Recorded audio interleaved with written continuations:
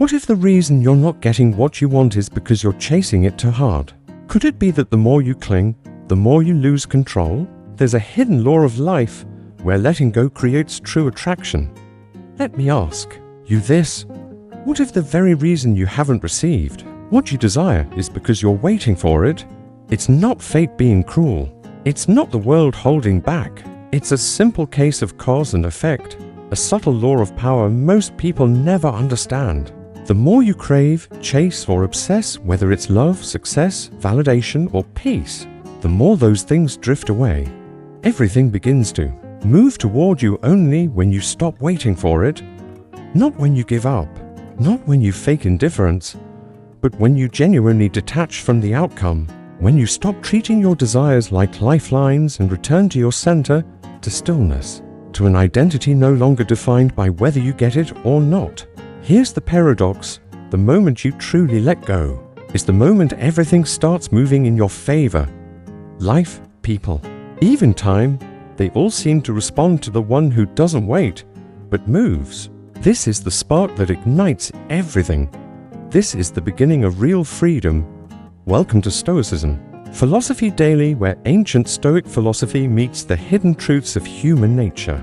If you're tired of chasing and ready to become magnetic, stay with me, because you're about to shift your mind into a whole new gear. But first, take a moment. Drop this in the comments below. I attract by becoming, not just for the algorithm, but for yourself, to claim it, to own it, to step into it. Number 1. The illusion of control. Most people live their entire lives trapped inside an invisible cage, a cage built from the illusion of control. Remember, real power doesn't come from controlling everything, but from knowing what deserves your control. Because control isn't about force, it's about clarity. It's the sharpness to recognize what belongs to you, and the discipline to ignore what does. And single quotes T. Control is clarity in motion. And when you step into that clarity, people feel it, life responds to it, not because you're forcing anything, but because you're grounded. So tell me, are you chasing control or claiming power? Number 2, the root of anxiety, waiting for outcomes. Anxiety doesn't come from doing too much. It comes from waiting too much, especially for things beyond your control. Think about it. You're waiting for someone to reply. You're waiting for an opportunity to appear. You're waiting for life to finally make sense. And every second you spend waiting, you're sending a message to your nervous system: we're not enough, not until that thing happens. That's how it starts, quiet, slow. Then it grows. We wait for outcomes the way a prisoner waits for the sound of keys, convinced that freedom lies elsewhere, held by someone else. But the Stoics knew the truth. Epictetus said it clearly: freedom is the only worthy goal in life, and it is won by disregarding things outside our control. If it's not yours to control, it should never control your state of mind. Here's where dark psychology kicks in. Neediness is repelling, not just to people, but to life itself. The more you need something to happen, the more pressure and tension you create. You become tight, predictable, desperate, and you push away the very thing you crave. But when you stop waiting, when you stop depending on outcomes to validate you, that's when things start moving. Not because you're chasing, but because you're aligned. Aligned with what you can control, aligned with presence, with power. So pause right now. Drop this in the comments: I don't chase, I align. And let the world chase you. Number 3, Stoicism. What you can and can't control. If Stoicism could be reduced to one razor-sharp principle, it would be this. We just explored the importance of letting go of what you can't control. So what's left? The answer: mastering yourself. That's the one domain where real power lives. We often try to bend outcomes to our will, as if we're gods shaping reality. Oh, that we're not gods. We're human. And a human's power doesn't lie in domination. It lies in discipline. You can't control how quickly your goals show up, but you can control what you do today. You can't control whether someone stays or leaves, but you can control how rooted you remain. You can't control the outcome, but you can always control your response to what life throws at you. And that changes everything. The Stoics divided the world into two categories: what's up to us and what's not. Everything else is just noise. And the moment you try to control the noise starts controlling you. But here's the real power move: when you stop clinging to what isn't yours to own, you become untouchable, calm, clear, centered. And ironically, that's exactly when life starts giving you the very things you no longer chase. So pause right now, take a deep breath, and lock this in by commenting below: I master what's mine, I release what's not. This is the Stoic way. Number 4. Dark psychology. Why neediness repels. Here's something most people never want to admit. Once you release what isn't yours to hold, something profound happens. You become whole, centered, and fulfilled from within. And that wholeness, that's what the world responds to. You no longer chase, you attract without effort. The world doesn't move for the one who's waiting. It moves for the one who's already full. If that hits you in the chest, take a moment and drop this in the comments: I am already enough. Because that mindset, it flips the entire game. Number 5. The momentum of non-attachment. Many people hear the word detachment and assume it means not caring, giving up, or being cold. But that couldn't be more wrong. In both Stoicism and dark psychology, detachment is one of the most powerful inner weapons a human can wield. Not because it disconnects you from the world, but because it frees you from being ruled by it.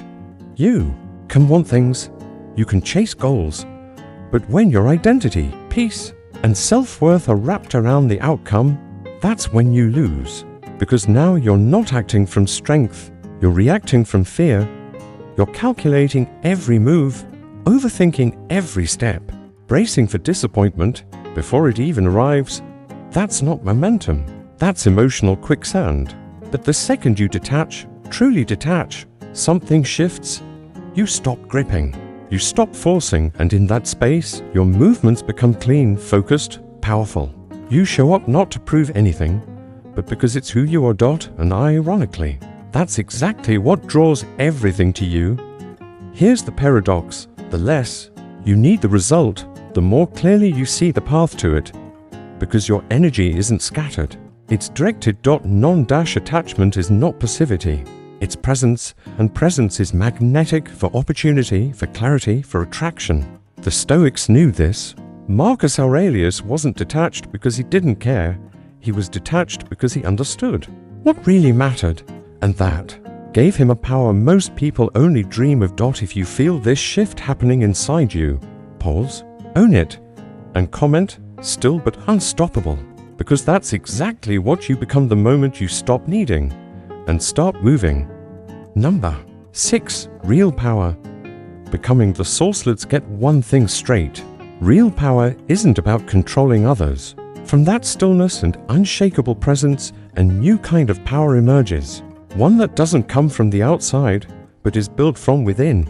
True power is not something you seek. It's not a prize handed to you. It only shows up when you stop looking outward and start generating it from within. Most people walk around like empty cups, waiting for someone to pour value into them, waiting for validation to feel worthy, waiting for a title to feel accomplished, waiting for love to feel enough. But that waiting, it breeds silent desperation, and desperation is weakness. It makes you the kind of person who's always hoping, always needing, always reaching, and never receiving. But there's another path, the path of the Stoics, the one most never notice because it doesn't scream, it just is. And it begins with a simple truth: you are the source. You're not here to beg for energy. You're here to generate it, not here to be chosen, here to choose yourself. Marcus Aurelius ruled the Roman Empire, but his greatest conquest wasn't over land, it was over his own mind. He wasn't waiting for the world to bend to him, he was building his own world from within. That's what Stoicism teaches us: don't rely, realign. And this mindset, it changes everything. Because the moment you stop outsourcing your peace, your joy, and your sense of worth, you become magnetic. You don't have to try to impress, people feel it. They feel your energy. You become the kind of person who walks into a room and shifts it, not because you do more, but because you are more. This is where dark psychology meets Stoicism. In stillness, in self-possession, in not needing anything, you flip the power dynamic. You no longer orbit things. You become the gravity. They revolve around. Why?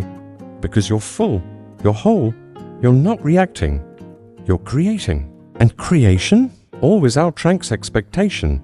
You don't wait to be invited, you create the space. You don't need love, you embody it. You don't ask for proof, you move with certainty. That's the kind of energy that rewrites your story. So if you're done waiting, if you're done giving your power away, say it again, and this time mean it. I attract by becoming. Because you're not here to beg, you're here to become the version of you that no longer depends on anything outside. And when you become your own source, something else quietly begins to unfold. Because when you become your own source of power, something else begins to unfold. The world begins to respond. Not because you waited, but because you became what everyone else was waiting for. And if this message hits you deeply, pause, not to think but to feel. Because this might be the moment when you finally remembered who you are. Principle number 7, the shift from waiting to creating. There's a moment, subtle, almost invisible, but life-altering. It's the moment you realize you've spent most of your life waiting. Waiting to be seen, waiting for a break, waiting for fear to leave, waiting for the timing to be just right. Worst of all, waiting for yourself to show up. But here's the truth Stoicism carves into your bones. You don't need to wait to become who you're meant to be. Everything changes the second you shift from waiting to creating. Because waiting is passive. It says, I hope life gives me what I want. Creating is active. It says, I will build what I desire. From within first, then out. The world doesn't respond to those who wait. It moves for those who act. While others are caught in loops of doubt and hesitation, the Stoic walks forward with clarity. Not because the outcome is promised, but because the process itself is power. You stop asking, when will they see me? And start asking, how do I sharpen my edge today? You stop thinking, I need them to choose me, and begin saying, I've already chosen myself. Now I execute. This is what Marcus Aurelius did. This is what every true Stoic does. They don't wait to be rescued by outside events. They rescue themselves through inner discipline and outer action. They don't wait for peace. They build it. They don't wait for courage. They embody it. And when you truly enter this mindset, living as the creator, not the audience, something wild starts to happen. You stop needing. You stop being fragile. You stop being attached to outcomes. Because your power is no longer tied to what works. It's rooted in the truth that you are doing the work that creates momentum, the kind of momentum that bends timelines, the kind that makes people ask, how did you level up so fast? But the truth is, none of it was sudden. It was built in silence, in the mornings while others scrolled, in the choices no one saw, in the quiet no to, the subtle distractions that slowly drain your power each day. After those quiet mornings of choosing action over distraction, after all the silent decisions no one witnessed, you whisper to yourself, I build, I don't beg. This is the power of choosing creation over waiting. So if you're tired of sitting on the sidelines of your own life, pause now and type into the comments, I build, I don't beg. Not just as words, but as a declaration, a dividing line between who you were and who you're becoming. And if you've been waiting for a sign, waiting for permission to finally step into your power, this is it. No one is coming to save you. No one is going to hand you your life. You build it. You begin now. Principle number 8, living proof. The Stoic who stopped waiting. Let me tell you a story. Not a legend, not a myth, but a man.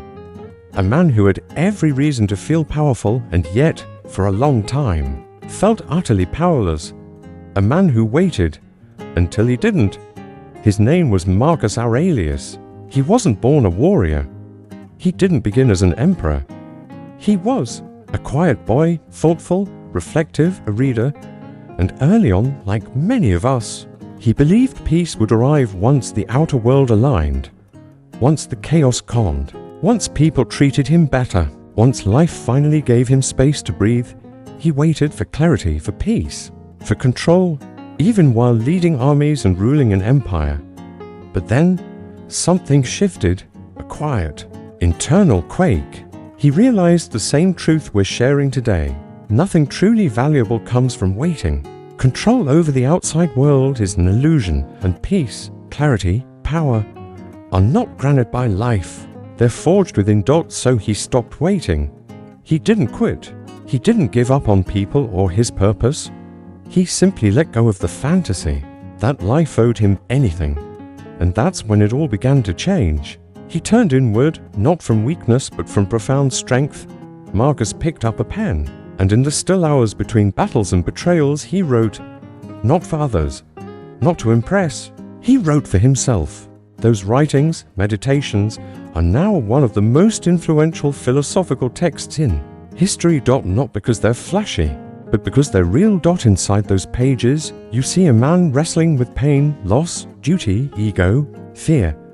You see an emperor reminding himself, day after day, focus only on what you can control. Let go of the rest. Be still. Be strong. He stopped waiting for the world to bend. And instead, he bent himself. Up next, how that inward strength would become the most magnetic force of his legacy. From the moment Marcus Aurelius turned inward and forged himself into something unshakable, everything changed. And here's the truth no one really tells you. You don't need a crown. You don't need an empire.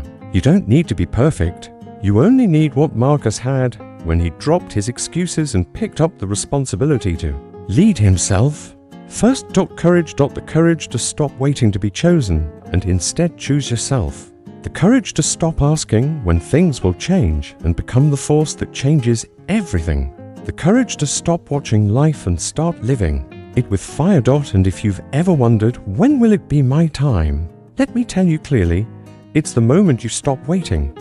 Drop this in the comments, not for me, but for yourself. I am the proof that when you stop chasing, when you stop begging, life starts coming to you. Because you weren't born to be the audience. You were born to be the story. Now you've seen the pattern. You've felt the weight of waiting and the freedom that follows when you let go. You've learned what the Stoics lived by, what the strongest minds knew long before we were born. That everything you desire begins to move toward you when you stop chasing, stop pleading, and stop waiting. Your peace, it's not in the outcome, it's in the process. Your power, not in controlling everything, but in mastering yourself, the life you're meant for. It doesn't appear when everything is perfect. It appears the moment you stop hesitating and start creating. This is your moment, not later, not next week, not when life calms down. Now, you've got one job. Become. Not wish, not wait. Become the version of you who doesn't need to be chosen because they've already chosen themselves. Become the person who doesn't need to prove anything because their presence says more than their past ever could. You've already tasted what it feels like to wait. You've already known powerlessness. Now it's time to taste what real power feels like. The quiet kind, the stoic kind, the kind that doesn't knock but builds its own door. If this message hit you in the soul, if you felt a switch flip inside, do two things. First, drop a final comment. I am done waiting. Let the world see it. Let you see it. Let it become real. And second, like this video. Subscribe to Stoicism Philosophy Daily and turn on notifications. Not because we chase followers, but because we attract thinkers, movers, builders, people like you, people who are done waiting and ready to become unstoppable.